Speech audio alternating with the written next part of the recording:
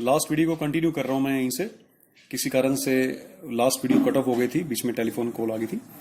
सो अभी हम लोग इसी एंट्री पे थे, इन्वेस्टमेंट फ्लक्चुएशन रिजर्व, जो कि गिवन है 7500 रुपीज का। ये रिजर्व इसलिए बनाया जाता है कि अगर कल को इन्वेस्टमेंट्स की कीमतों में गिरावट आ जाए तो उसको इस रिजर्व से पूरा कर लिया जाए। तो ऐसा इसमें हुआ है कि 11,500 से कम होकर हमारी इन्वेस्टमेंट रह गई 8500 नुकसान हो रहा है हमें 3,000 रुपए का। तो 3,000 रुपए की नुकसान की भरपाई ये fund reserve, investment fluctuation reserve हमारा कर देगा। तो कैसे भरपाई करेगा? 7500 में से 3,000 रुपीज का इन्वेस्टमेंट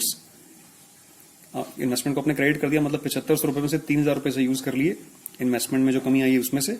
बाकी के जो फ्री रिजर्व बच गए वो बच गए 4500 रुपीज के, और 4500 रुपीज के जो फ्री रिजर्व बच गए उनको डिस्ट्रीब्यूट कर दिया मैंने तीनों पार्टनर्स में इनके ओल्ड रेशियो में। ठीक है, तो फिलहाल जो इन्वेस्टमेंट में जो लॉस हुआ है 3,000 रुपीज का, इससे रिवोल्यूशन पे कोई बोझ या इफेक्ट नहीं पड़ेगा। आगे चलते हैं। Goodwill is valued at 10,800 at the date of retirement of B. Goodwill valuation किया गया है जो कि 10,800 रुपए है। इसमें से आपने क्या करना होता है कि गुडविल जो बंदा छोड़ के फर्म, जो पार्टनर फर्म छोड़ के जा रहा है उसका शेयर कैलकुलेट कर लिया, जैसे कि मैंने कर रखा है। बी शेयर ऑफ गुडविल दे रखा है 10,800 मल्टीप्लाई 3/9, तो 3/9 उसका शेयर है बी का, वो मैंने कैलकुलेट कर लिया, दैट इज 3,600 रुपीज आ गया। और 3,600 से मैंने यहाँ पे न्यू माइनस ओल्ड करके गेनिंग रेशियो कैलकुलेट कर लिया है। न्यू रेशियो क्या है? क्वेश्चन में गिवन है future profits of A and C's in the ratio 5:3। So old new minus old करके मैंने गेनिंग रेशियो कैलकुलेट कर लिया, दैट इज 13:11। तो 3,600 रुपीज को 13:11 में आप लोग डिस्ट्रीब्यूट करेंगे, डिवाइड करेंगे, तो एक जर्नल एंट्री बन जाएगी आपकी गेनर टू सैक्रिफाइजर को लेकर। गेनर जिसमें ए और सी गेनर है, सैक्रिफाइजर है B. So A capital account debit, C capital account debit to B capital account. ये अमाउंट बन जाएगी 1950, 1650 और 3600 रुपए। ठीक है, इस हिसाब से ये गुडविल डिस्ट्रीब्यूट हो जाएगी पार्टनर्स में। तो नेक्स्ट टॉपिक पे हम लोग आएंगे। हाँ, यही मेन टॉपिक है जिसके लिए हम लोग क्वेश्चन कर रहे हैं। आगे लिखा हुआ है the entire capital of the new firm is fixed at 28,000 rupees. इसको एक बार हम थोड़ा सा डिले कर देते हैं पढ़ने के लिए, क्योंकि अभी हमारा एक बार रिवोल्यूशन पूरा हो चुका है, तो रिवोल्यूशन को हम लोग कंप्लीट कर लेते हैं, फिर कैपिटल अकाउंट शुरू कर लेते हैं। इसको कैपिटल अकाउंट के लास्ट में हम रीड करेंगे। तो एक बार इसको पूरा कर लेते हैं, देखते हैं रिवोल्यूशन में प्रॉफिट आएगा या लॉस आएगा। ठीक है, क्रेडिट साइड में मुझे वैसे प्रॉफिट दिखाई दे रहा है। क्रेडिट साइड में 5,000 रुपीज की अमाउंट है। सो 5,000 रुपए क्रेडिट साइड में लिखे हुए हैं। डेबिट साइड में अगर हम टोटल करेंगे तो टोटल अमाउंट 5,000 से कम बन रही है, और हमें प्रॉफिट्स दिखाई दे रहे हैं यहाँ पे। To profit on revaluation which is transfer to A's capital, B's capital and C's capital. तीनों की कैपिटल में ट्रांसफर हो जाएगी अमाउंट इसकी। ये अमाउंट बनेगी ट्रांसफर होने के बाद, इसकी अमाउंट जाएगी यहाँ पे तीनों में। अमाउंट जहां डिफरेंस आ रहा है यहाँ पे 3,600 रुपीज का डिफरेंस आ रहा है, और अमाउंट डिस्ट्रीब्यूट हो जाएगी 3,000। सॉरी, अमाउंट डिस्ट्रीब्यूट होगी यहाँ पे 1,600, 1,200 एंड 800 के हिसाब से। ठीक है, ये अमाउंट हिसाब से डिस्ट्रीब्यूट हो जाएगी पार्टनर्स में, ओल्ड रेशियो में। इसके बाद हम क्या करेंगे? पार्टनर्स कैपिटल अकाउंट शुरू करते हैं। पार्टनर्स कैपिटल अकाउंट की तरफ चलते हैं। पार्टनर्स कैपिटल अकाउंट बनाने के लिए हमें ओपनिंग बैलेंस शीट चाहिए होगी, और बाकी फिर एडजस्टमेंट्स हम लोग देख लेंगे।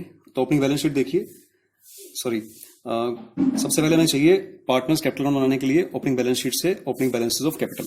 तो सबसे पहले यहाँ पे नाम लिख लेता हूं मैं, ए, बी एंड सी। सबसे पहले by balance brought down. Opening balances हैं हमारे पास 18,000, 13,500 और 9,000। ये तीन बैलेंसेस दे रखे हैं हम लोगों ने, नीचे ब्रोट डाउन कर लिए।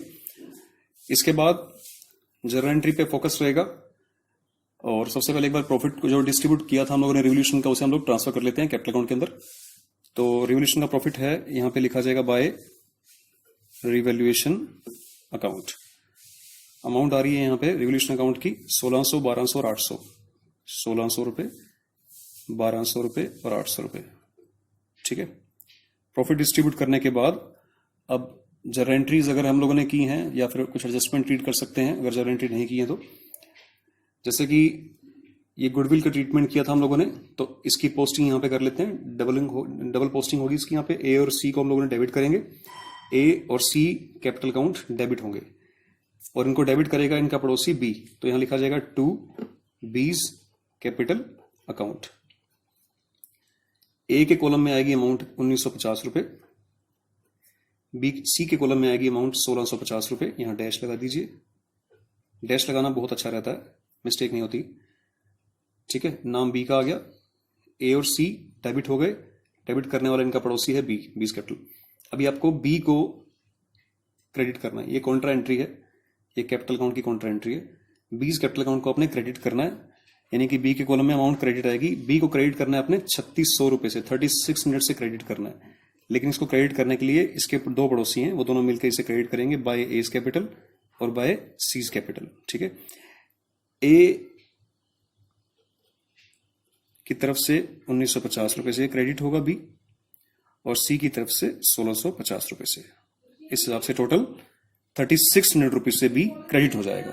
ठीक है, ये होगी एंट्री। अब इन्वेस्टमेंट फ्लक्चुएशन रिजर्व जो हम लोगों ने फ्री रिजर्व था डिस्ट्रीब्यूट किया था, उसकी पोस्टिंग कर लेते हैं बाय इन्वेस्टमेंट फ्लक्चुएशन रिजर्व। जो फ्री रिजर्व डिस्ट्रीब्यूट किया था 2000 रुपीज इसमें से ए को मिला था, 1500 इसमें से बी को मिला था, और 1000 इसमें से सी को मिला था। तो इन्वेस्टमेंट फ्लक्चुएशन रिजर्व की भी पोस्टिंग हम लोगों ने कर ली है। इसके अलावा हमें जितनी भी एडजस्टमेंट्स है उनको ढंग से देख लेना चाहिए कि कोई एडजस्टमेंट हमारी रह ना जाए। ठीक है, एक भी एडजस्टमेंट अगर रह जाती है तो पूरा का पूरा क्वेश्चन जो है वो लास्ट में फिर बैलेंस शीट मैच नहीं हो पाती है, क्वेश्चन गलत हो जाता है हमारा। ओपनिंग बैलेंसेस, रिवोल्यूशन का प्रॉफिट, गुडविल का ट्रीटमेंट, इन्वेस्टमेंट फ्लक्चुएशन रिजर्व हम लोगों ने लिख लिया है यहाँ पे। अब इसके बाद क्या करेंगे, हम लोग टोटल करेंगे ए बी और सी तीनों के कॉलम का बारी बारी से। ए का टोटल करते हैं, यहां पे आ रहा है 21,600, बी का टोटल आ रहा है 19,800, और सी का टोटल आ रहा है 10,800। ठीक है, इसके बाद आप इसमें इनके बैलेंसेस कैलकुलेट करेंगे। थोड़ा सा गैप देकर मैं यहां लिख रहा हूं टू बैलेंस सीडी। गैप आपको पता है मैंने किसके लिए दिया है, जो पार्टनर रिटायर हो रहा है उसके लिए मैंने गैप दिया है। यहाँ पे टू बैंक या टू बीज लोन अकाउंट आ सकता है क्वेश्चन में। वैसे क्वेश्चन में कहीं भी लिखा नहीं हुआ कि इसको पेमेंट करनी है बी को, तो एक बार बीज लोन अकाउंट ही आएगा यहाँ पे, बीज लोन अकाउंट। अगर इसको पेमेंट के बारे में कुछ लिखा होता तो टू बैंक भी आ सकता था बीज लोन के अलावा। तो फिलहाल बी का जो टोटल बन रहा है 19,800 देने हैं इसको रुपए। डेबिट में कुछ भी नहीं है, तो पूरा का पूरा 19,800 रुपए इसको पेमेंट, इसके अमाउंट को लोन अकाउंट में हम लोग ट्रांसफर कर देंगे बीज लोन अकाउंट के अंदर। और बाकियों का बैलेंस निकाल लेते हैं। ए का 21,600 में से 1950 घटाएंगे तो आप आएगा 19,650 रुपए। सी की बात करते हैं तो 10,800 क्रेडिट है, 1650 डेबिट है। इसको लेस करेंगे आप तो 9150 का डिफरेंस आएगा। That is the closing balance of A and सी।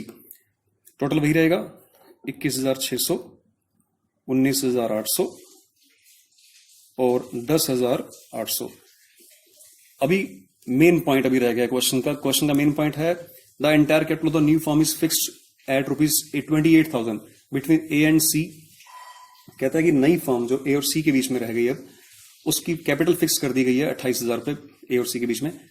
सो इसको मेंटेन कराइए आप। Actual cash to be brought in और paid off as the case में भी। कहता है कि इसको मेंटेन कराइए आप, 28,000 रुपए को मेंटेन कराइए ए और सी के बीच में नई फर्म के हिसाब से, नए रेशो के हिसाब से। ठीक है, न्यू रेशो पार्टनर्स का है ए और सी का 5:3।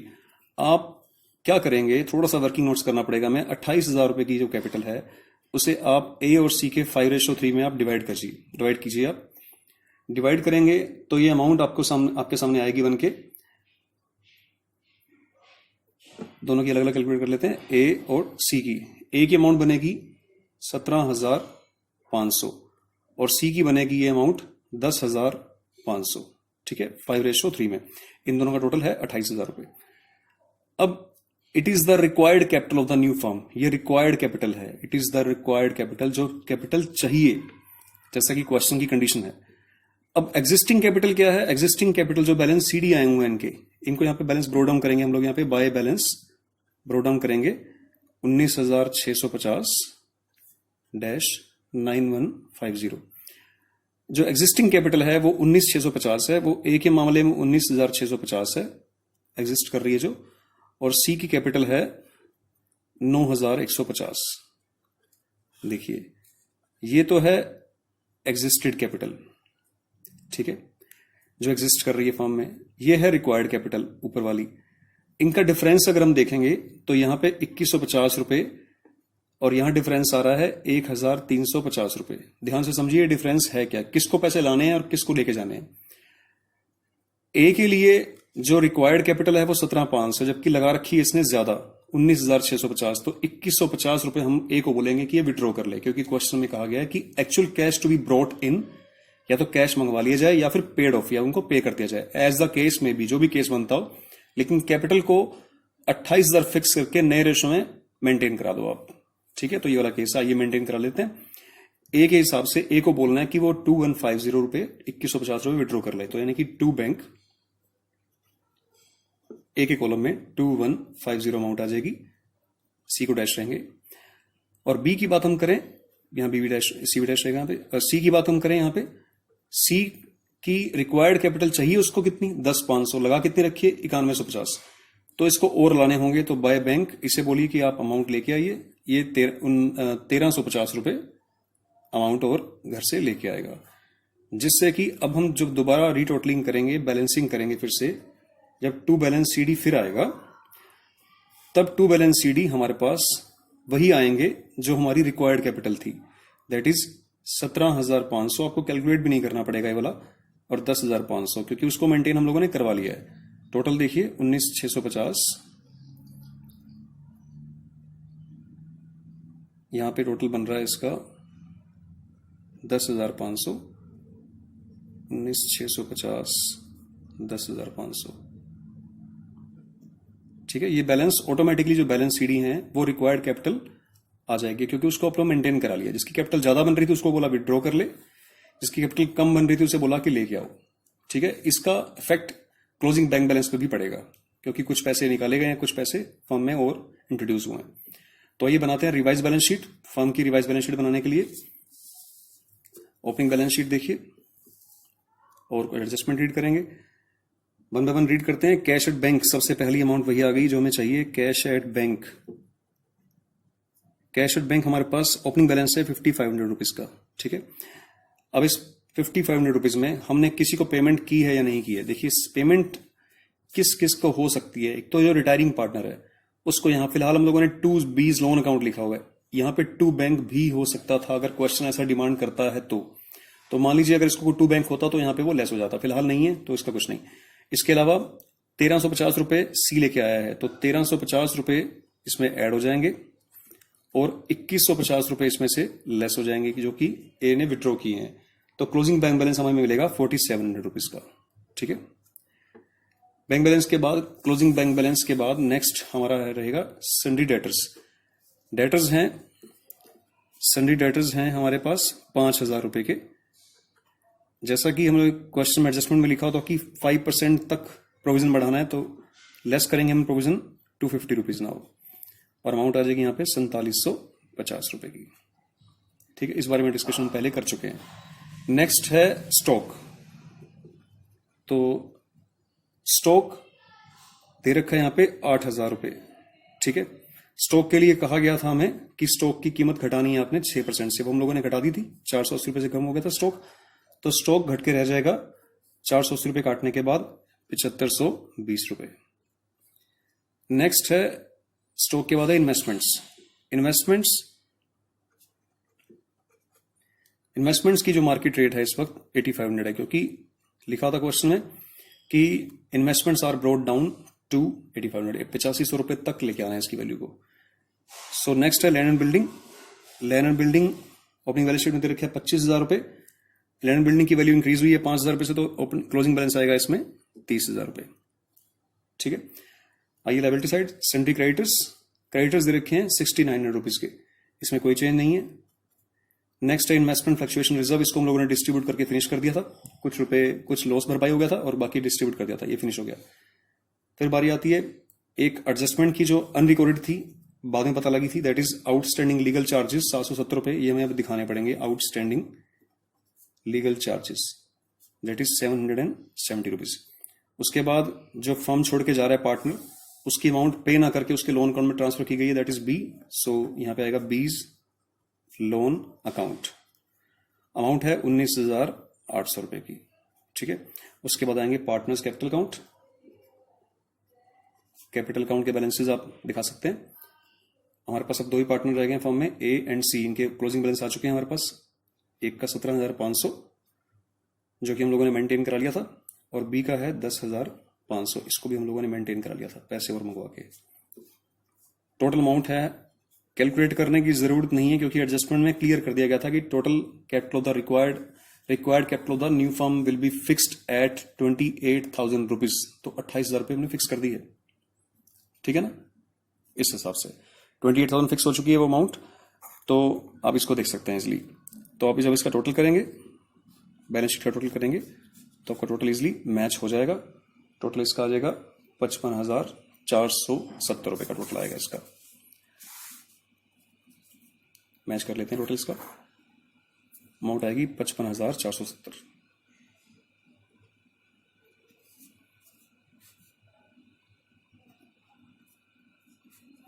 तो ये क्वेश्चन था। आप इस क्वेश्चन को प्रैक्टिस कर सकते हैं और इस तरह के और केसेस भी प्रैक्टिस कर सकते हैं। कोई पॉइंट अगर पूछना हो तो पूछ सकते हैं। Thank you so much.